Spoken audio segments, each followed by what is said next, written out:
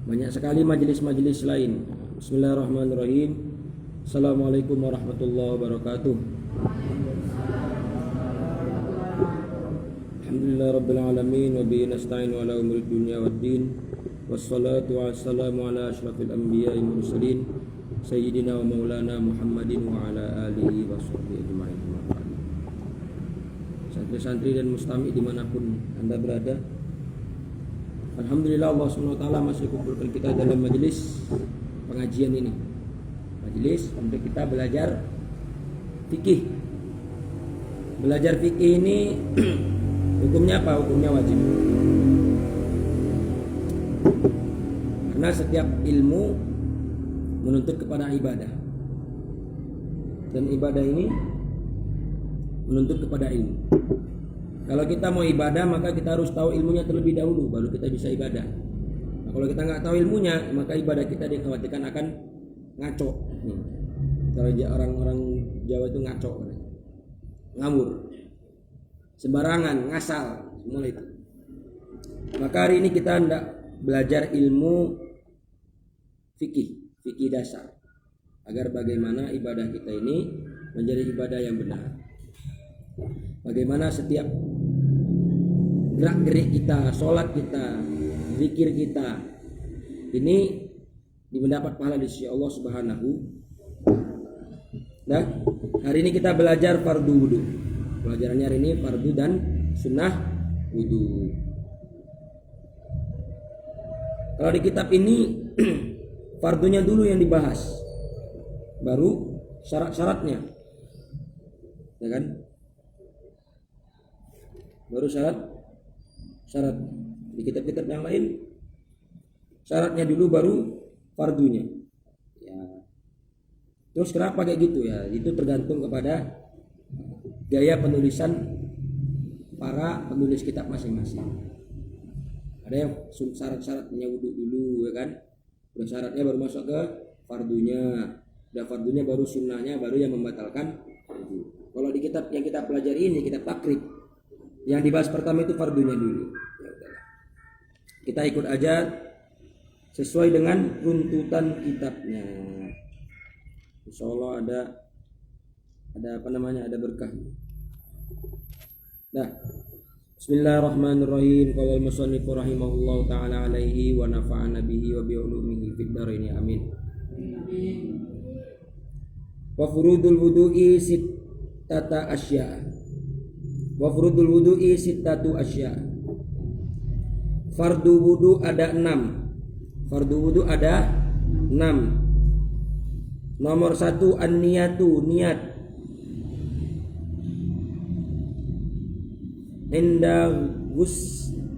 Inda ghuslil wajhi, ketika membasuh wajah.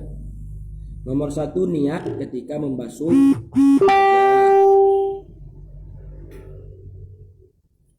Nomor 2 wa ghuslul wajhi, membasuh wajah. Yang pertama niat, yang kedua membasuh wajah. Nomor 3 wa ghuslul yadaini, membasuh kedua tangan.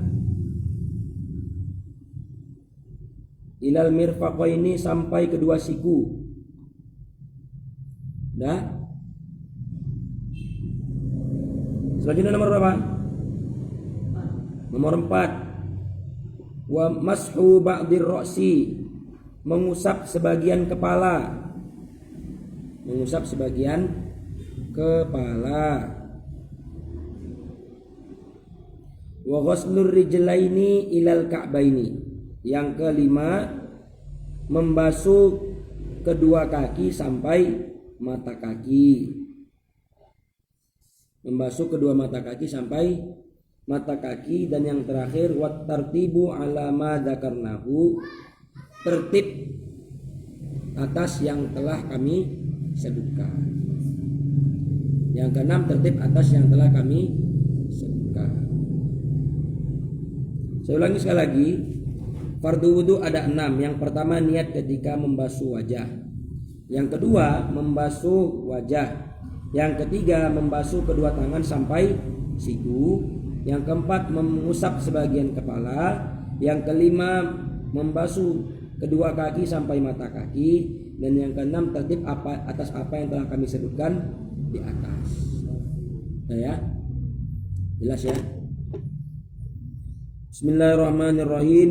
Ya, letakkan alat tulis masing-masing. Mari kita dengarkan keterangannya. Jadi di dalam wudhu ini, wudhu itu apa? Ada yang tahu nggak wudhu itu apa? Wudhu itu apa insan? Apakah itu wudhu? Nah, kita dari tadi cerita wudhu itu apa? Nah, menghilangkan hadas dan mengangkat hadas. Berarti kalau mandi wajib bukan menghilangkan hadas berarti? Hah? Masih salah. Ayo, ada yang tahu nggak wudhu itu apa? Apa wudhu? Apa? Nggak ada yang tahu. Yang betul dapat duit 5.000. Ayo. Ya. Bersuci untuk menghilangkan das kecil. Tayamum bukan menghilangkan das kecil berarti. Si salah. Wudhu itu adalah, ada habis angus beri angus. Membasuh anggota-anggota wudhu. Dan membasuh anggota-anggota wudhu. Membasuh anggota-anggota wudhu dengan niat untuk menghilangkan hadas kecil. Nah, itulah namanya wudhu. Membasuh anggota-anggota wudhu dengan niat untuk menghilangkan hadas kecil, itulah namanya wudhu. Wudhu itu menurut bahasa artinya bersih, menurut bahasa. Sedangkan menurut istilah fikih, wudhu itu adalah membasuh anggota-anggota wudhu dengan niat untuk menghilangkan hadas kecil. Anggota wudhu mana aja? Nah, ya tadi saya sebutkan, ada wajah, terus kedua tangan sampai siku-siku, terus sebagian kepala, terus dua kaki sampai mata kaki. Loh, kuping kok nggak masuk kuping? Kuping ini termasuk sunnah. Artinya apa? Kalau kita wudhu nggak ngusap kuping, wudhunya tetap sah. Itu bedanya. Kalau fardu wudhu itu harus dibasuh atau diusap sesuai dengan ketentuan. Tapi kalau sunnah wudhu seperti membasuh kuping, terus menyela-nyela dan lain sebagainya, nanti akan dibahas, itu nggak diamalkan pun tidak mengapa, tidak ada efeknya bagi kesahan wudhu kita. Nah, gitu ya, paham? Itu menurut fikih. Tapi menurut tasawuf, meninggalkan sunnah itu sebuah kerugian, rugi kita, ya kan?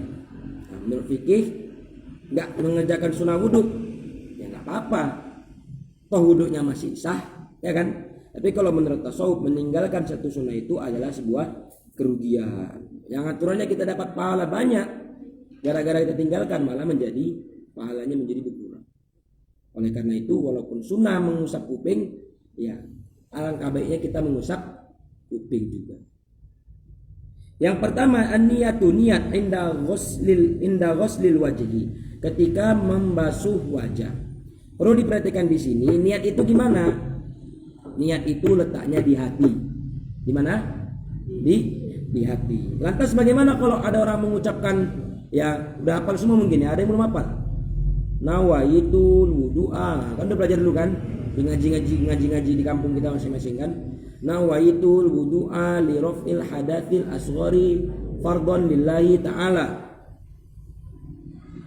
Itu gimana kalau diucapkan? Diucapkan hukumnya mustahab. Boleh. Sunnah untuk membantu hati kita dalam berniat.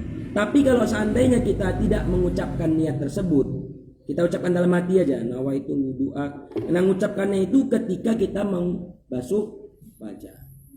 Di dalam kitab yang lain itu ketika air itu menampar wajah kita, disitulah kita meletakkan niat. Susah lah, Ustaz. Nawaitul wudu'a, repot, ya udah. Kalau susah, maka dilintaskan aja niatnya. Dilintas itu maksudnya ya, memang sengaja saya ini membasuh wajah ini, niatnya mau ngambil air wudhu, itu aja. Nggak mesti harus pakai nawaitul wudu'a. Nawaitul wudu'a itu hanya untuk memudahkan kita dalam. Seandainya pun kita berniatnya dengan bahasa Indonesia, saya niat wudu untuk menangkan nafas kecil lillahi ta'ala, niat melintaskan niat tersebut di dalam hati kita, itu sudah mencukupi. Atau pakai orang Jawa kan, bahasa Jawa dia ngawiti ingsun berwudu apalah gitu kan, bahasa Jawa, bahasa Melayu saya berniat, gitulah kan.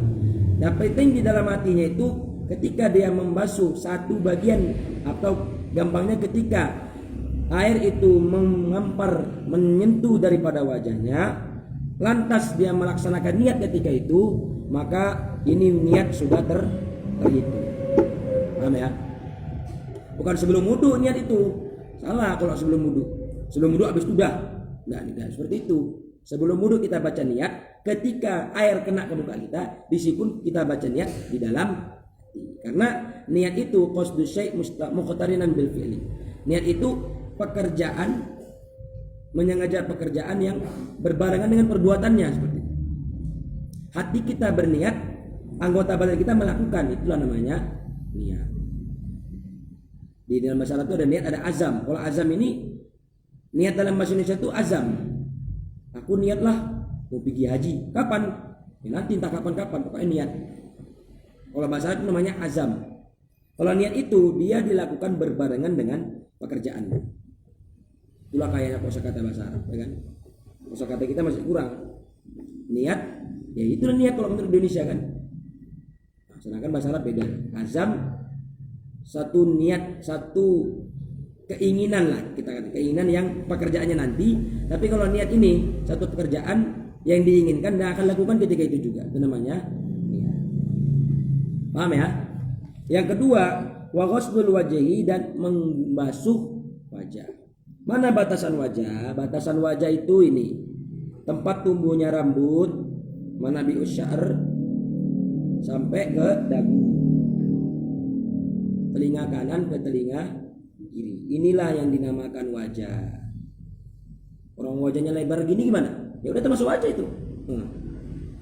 Ya ada orang wajahnya gede sebelah misalnya kan. Ya. Maka tempat daerah di antara tempat tumbuhnya rambut sampai dagu, telinga kanan sampai telinga kiri, kalau dibikin garis oval bulat, itulah daerah-daerah yang dinamakan wajah di dalam wudu. Maka itu semua wajib dibasuh. Termasuk apa? Termasuk ini nih. Apa namanya ini, tempat belekan ini, tem mata tuh. Nah, bangun tidur tuh dibersihin dulu. Nah, itunya harus kena air. Jangan sampai nggak kena air. Terus nanti kalau kita dituek, ini ada keriput-keriput kan sini. Saya ada keriput belum? Sedikit lah ya. Itu juga wajib dibasuh. Terus satu lagi nih. Apa namanya? Daging di tengah-tengah lubang hidung itu pun namanya wajah. Hati-hati. Jadi yang wudu ini jangan cepat gitu, jangan. Dilihat, diperhatikan. Untuk berhati-hatinya, maka kita lebihkan basuhannya. Kita lebihkan sampai ke bagian atas leher ini. Daripada nanti sini rupanya kurang, ya kan, mending lebih. Jangan lebih kali lah sampai basah semua bahu-bahunya. Itu namanya boros, jangan ya. Boros itu makruh dalam berwudu. Basuh kaki 3 kali. Wah, aku kan di atas lautan ini, 10 kali pun nggak apa-apa, nggak boleh. Tetap kita hemat air walaupun kita berada di atas lautan. Paham ya? Yang ketiga, wa ghuslul yadaini ilal mirfaqaini. Membasuh kedua tangan sampai membasuh tangan sampai siku-siku. Tangannya ini, siku-siku mana? Ya ini siku-siku. Ya.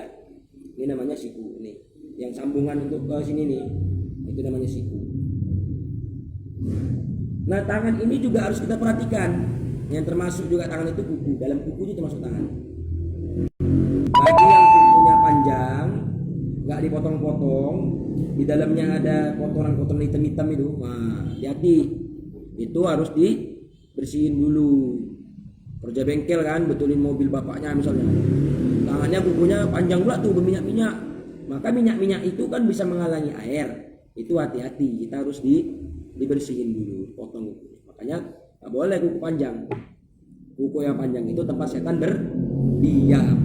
Makanya dilarang kita itu untuk berkuku panjang. Rambut panjang ada, anjurannya. Kuku panjang nggak ada anjurannya. Jenggot panjang ada sunnahnya kan. Kuku panjang nggak ada sunnah. Malah tempat nongkrongnya setan. Berarti kan tuh yang kukunya panjang tuh pasti malas sholat. Kenapa? Setannya nongkrong di situ. Ya kan, ngopi-ngopi di situ sama kawannya. Makanya malas. Tahajud malas ya kan. Dan untuk berhati-hatinya kita lebihkan sampai ke lengan kita. Ini siku kan, kita lebihkan sampai sini. Nampak ya? Lebihkan. Untuk berhati-hati jangan sampai airnya itu nggak kena ke siku. Kalau airnya yang kita basuh nggak sampai ke siku, maka wudhu kita tidak sah. Karena syariat di dalam Quran, ya kan? Ada yang dapat belum? Ya ayyuhalladzina amanu idza qumtum ilas sholati faghsilu wujuhakum wa aydiyakum ilal marafiq. Basuhlah tangan kamu sampai ke siku. Kalau nggak sampai siku, ya udah nggak sah wudhunya. Nggak sah wudhunya, sholatnya pun tidak diterima. Ngeri efeknya kan? Sepele tapi ngeri dia efeknya. Yang selanjutnya wa mashu ba'dir ra'si, mengusap sebagian kepala. Perlu diperhatikan di sini, ini mengusap bukan membasuh. Kalau tangan sama muka tadi membasuh itu mengalirkan air. Ya kan? Silanul ma' bahasa Arab. Mengalirkan air dari atas ke bawah. Tapi kalau mengusap ini bukan mengalirkan air tapi meletakkan tangan kita yang basah ke tempat tersebut, namanya mengusap. Maka kita ambil tangan kita basahi di keran, kita tempelkan ke sini, itu sudah mencukupi. Menurut Imam Syafi'i, 3 helai rambut saja pun sudah mencukupi. Rambut, ya kan? Yang di sini dimaksud rambut kulit kepala, ya, bukan rambutnya. Bagi orang yang nggak punya rambut, maka yang diusap apa? Kepalanya. Bahkan berarti rambutnya panjang kan? Jadi di sini diginikannya kan gitu. Yang dimaksud itu adalah tempat tumbuhnya rambut tadi, di kulit kepala. Paham? Rambut di kening ya, di jidat. Nggak boleh rambut di sini. Dan 3 helai sudah cukup menurut mazhab Syafi'i. Tapi mazhab yang lain, mazhab Hanafi itu setengah kepala. Mazhab Maliki atau mazhab Maliki 1 kepala, seluruh kepala harus dikenakan air semua. Makanya dibikin guyonan, dibikin candaan sama orang-orang Pakistan. Nah, kata Nabi kan, Nabi mengenali umatnya dari bekas air wudhu yang terpancar cahaya. Nanti dari kiamat ini tangan-tangan kita yang kita gunakan wudhu akan bercahaya. Jadi nanti kalau hari kiamat ada orang cahayanya cuma 3 helai rambut, berarti orang mazhab Syafi'i itu. Ya kan? Kan Syafi'i kan 3 helai itu cukup. Kalau mau semua juga gimana boleh. Kalau diguyur gimana? Gitu. Boleh juga. Tapi yang disyariatkan itu minimal kita mengusap sebagian daripada kepala kita. Selanjutnya wa ghuslur rijlaini ilal ka'bain, membasuh kedua belah kaki sampai mata kaki. Mata kaki itu yang nonjol itu loh. Paham? Nah, itu. Kalau bisa dilebihkan sampai ke betis sehingga apa? Sehingga aman dari kekurangan. Enggak udah pas-pas kali mata kaki. Enggak mesti. Dilebihkan sedikit tidak mengapa. Ya. Dan itu perlu kita perhatikan ketika membasuh tangan dan kaki, jari-jari kita itu harus dalam keadaan renggang. Renggang. Kalau lengket gimana lengket? Kalau lengketnya itu bisa dipisahkan dengan gampang, maka dipisahkan. Gini, misalnya lengket ini kan, dipisahkan dia, cret gitu. Tapi kalau memang lengket gini dari lahir kan, ambil pisau potong, jangan. Nggak boleh. Itu namanya menyakiti diri. Menyakiti diri nggak boleh. La dorora wala diror. Nggak boleh ada yang membuat penyakit dan membuat penyakit. Maka dari yang di sini ada kaidah fikih, ad-daruratu yuzalu. Segala macam mudorot itu dihindarkan di dalam kita beribadah. Mau wudu airnya cuma 1 aqua kecil.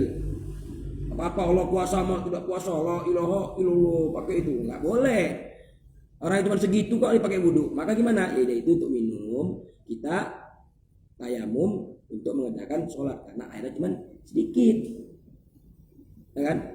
Kalau ditempatkan itu. Orang kadang-kadang nggak percaya, takut sama makhluk kalau. La dororo wala diroro. Jangan membuat penyakit. Ini terjemah kasarnya lah ya kan, bukan terjemah harfiahnya. Jangan bikin penyakit dan jangan nyari penyakit. Nah, itu dia. Bahasa orang Medannya kayak gitu. Lanjut. Wa tartibu ala ma dzakarnahu, tertib berurutan atas apa yang telah kami sebutkan. Jadi ya sesuai urutan, nggak boleh random ngacak dia. Kaki dulu, habis kaki baru muka, habis muka kepala, nggak boleh. Harus berurutan. Muka dulu, habis muka baru kedua tangan, habis kedua tangan baru kepala, sebagian kepala, habis kepala terakhir baru kaki. Seandainya ada orang kan dikerjain sama kawan misalnya, diangkat dia taruh meja, satu megang tangan kanan, satu megang tangan kiri, satu megang kaki kanan, satu megang kaki kiri, satu megang kepala, satu megang muka. Kita silam rame-rame dia yuk, biar wudhu dia. 1, 2, 3, buer. Boleh nggak wudhu kayak gitu? Boleh nggak? Yang terbasuh hanya wajahnya. Nah, tangannya belum itu. Kenapa? Karena dia lakukan secara bersamaan. Nggak boleh wudhu ini lakukan secara bersamaan, harus berurutan. Muka dulu, habis itu tangan kanan, tangan kiri, kepala, kaki kanan, kaki kiri. Nah, kalau pakai kuping, kuping kanan, kuping kiri. Harus berurutan dia. Satu sama lain. Kalau ngacak gimana ngacak? Sakit kali kakiku, sakit kali tanganku. Tangan dulu lah biar sehat dia. Wudhu ini kan obat. Nah, kan gawat ini. Nggak boleh. Terus ada mengatakan boleh kita wudhu ini di air yang besar, di sungai misalnya kan, mandi sungai. Santri mandi sungai lompat, pas masuk dalam air niat wudhu, maka bisa wudhu. Boleh nggak gitu? Boleh. Loh, tapi katanya harus tertib. Nah, ketika itu tuh gimana nggak saya baca? Ketika itu tidak perlu kepada niat, tidak perlu kepada tertib, karena seluruh tubuh itu masuk ke dalam air disertai dengan niat. Beda sama disiram tadi, itu disiram, ini cemplung masuk ke dalam itu. Wudhunya dianggap sah kalau seluruh anggota tubuhnya terendam air. Ya, boleh praktekkan. Tapi jangan kata Ustadz kami suruh lompat wudhunya, jadi kami naik ke titi lompat, jangan. Ustadz pula ingat nanti kan. Ya, jangan agak rendah sedikit lah. Nah, sunnah wudhu ada 10. Wah, ini kalau semua enggak cukup waktunya nih. 5 aja lah dulu ya. 5 lagi minggu depan ya kan. Sunnah wudhu ada 10. Wa sunnanuhu asyratu asya'. Nomor 1 at-tasmiyatu, membaca bismillah.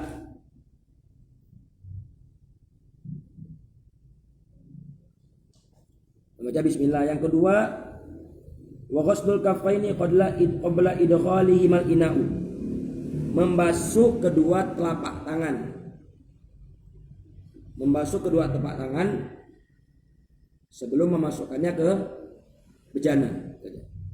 Membasuh kedua telapak tangan sebelum memasukkannya ke bejana. Udah? Yang ketiga udah ya. Membasuh kedua belah tangan, kedua telapak tangan sebelum memasukkannya ke dalam bejana. Yang ketiga wal madmadatu, berkumur-kumur. Yang keempat wal istinsyaku, memasukkan air ke hidung, kemudian mengeluarkannya. Kencang sedikit tulisnya. Yang ketiga memasukkan air ke hidung kemudian mengeluarkannya. Dah. Yang kelima wa mashu jami'ir ra'si, mengusap seluruh kepala. Mengusap seluruh kepala.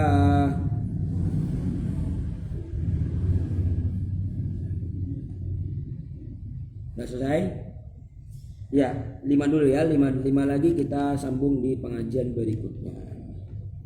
Yang pertama membaca bismillah, yang kedua membasuh kedua belah telapak tangan sebelum memasukkannya ke dalam bejana, yang ketiga berkumur-kumur, yang keempat memasukkan air ke lubang hidung kemudian mengeluarkannya kembali, dan yang kelima mengusap seluruh kepala. Yang pertama baca bismillah, at-tasmiyatu. Segala kegiatan yang baik harus diawali dengan bismillah. Sesuatu kegiatan baik yang tidak diawali dengan bismillah maka terputus dari barokah. Ingat, kegiatan baik, ya kan? Buka Quran kegiatan baik. nyapu kelas kan, bismillah. Ngepel, bismillah. Buangkan sampah, bismillah. Jangan pula mau mabuk, ambil, bismillah. Jangan. Itu perkataan yang buruk. Perbuatan yang baik, bismillah. Mau buang air besar, jangan. Itu perbuatan yang bukan buruk, perbuatan yang jorok, kotor. Maka tidak layak membaca bismillah. Termasuk wudhu ini kan perbuatan baik. Maka kita sebelum kita berwudhu, kita membaca bismillah terlebih dahulu. Bismillahirrahmanirrahim. Baru yang kedua, membasuh kedua telapak tangan sebelum memasukkannya ke dalam bejana. Ini telapak tangan nih ya. Telapak tangan tuh kalau kita gini, yang lengket itu namanya telapak al-kafu. Bahasa Arabnya kafun. Telapak itu dicuci terlebih dahulu sebelum kita berwudu, memasukkannya ke dalam bejana. Nah, yang ketiga, kita berkumur-kumur. Kumur-kumur tahu ya? Ada nggak tahu kumur-kumur? Ambil air, masukkan ke mulut, diputar-putar nih, gitu kan. Kalau kita nggak mau muter-muter gimana? Saya kalau kumur-kumur itu macam mau muntah, kan? Ya udah, ambil air, taruh di mulut, keluarin lagi. Nggak usah diputar-putar pun nggak apa-apa. Tapi lebih bagus diputar-putar lah, biar bersih kan. Yang keempat, istinsyak. Istinsyak itu memasukkan air ke lubang hidung terus mengeluarkannya kembali. Saya pernah ini 3 hari aja, habis itu nggak tahan hidungnya.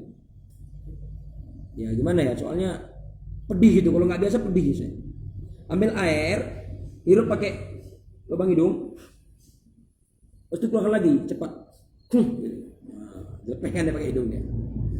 Nah itu kalau nggak biasa body. Orang ada yang punang-punang gini. Mau ngamalkan ilmu Ustaz, istinsyak dulu. Ada yang keluar dengluk pula. Ada yang. Apa? Ya walaupun cuma sekali amalkan. Paham? Ilmu itu diamalkan. Walaupun cuma sekali, supaya apa? Supaya kita mendapat kepahaman. Ya, insyaallah ya, nanti niat ya. Nanti istinsyak semua. Saya pun niat insyaallah. Yang kelima, mashu jami'ir ra'si, mengusap seluruh daripada kepala. Tadi kan wajibnya sebagian. Kalau seluruhnya gimana? Lebih bagus lagi. Kayak gimana? Lebih tak sekali kan. Ambil air gini ya, disorong ke belakang terus dibalikkan kembali. Nah, ini dia.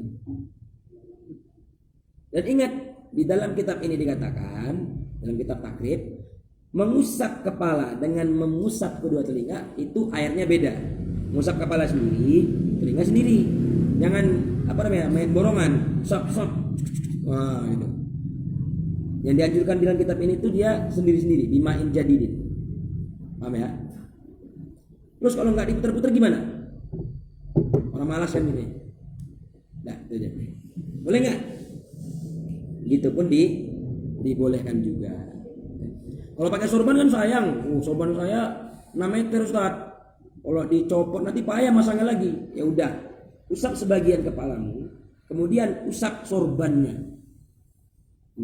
Itu sudah mendapatkan pahala mengusap seluruh kepala. Boleh. Ya kan, santri-santri kan pada suka pakai sorban. Atau pakai peci Turki misalnya kan gede segini dulu. Payah Ustaz, nanti jujur orang pula peci yang mahal nih di Istanbul ini. Yang kali dia udah jingkrik sedikit, ambil wajibnya di sini sedikit, terus pecinya yang diusap pakai air. Dan itu sudah dihitung mengusap sebagai seluruh daripada kepala. Ada pertanyaan? Teman-teman yang sedang menonton juga kalau ada pertanyaan silakan ditulis. Ayo pertanyaan. Bebas. Tidak harus masalah wudhu.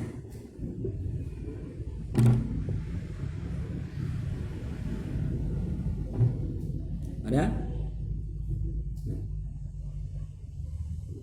Satu pertanyaan dulu menjelang mati. Silakan. Satu pertanyaan lagi.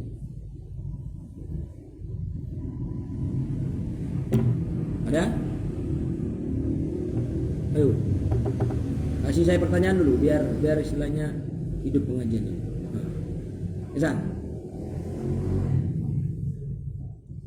Banyak pertanyaan nih. Tidak. Hah? Gimana kalau tangannya ada 4? Orang tangannya ada 4. Gimana 4-4-nya dibasuh? Enggak, yang dibasuh itu tangan aslinya aja. Tangan aslinya yang kanan dan yang kiri.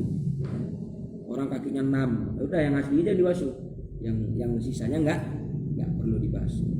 Kalau kepalanya 2 gimana tuh? Kepala yang aslinya aja. Ya. Paham ya?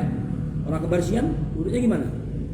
Ditengok, kalau orang kebersihannya ini dia 1 nyawa, maka wudhunya sekali aja cukup.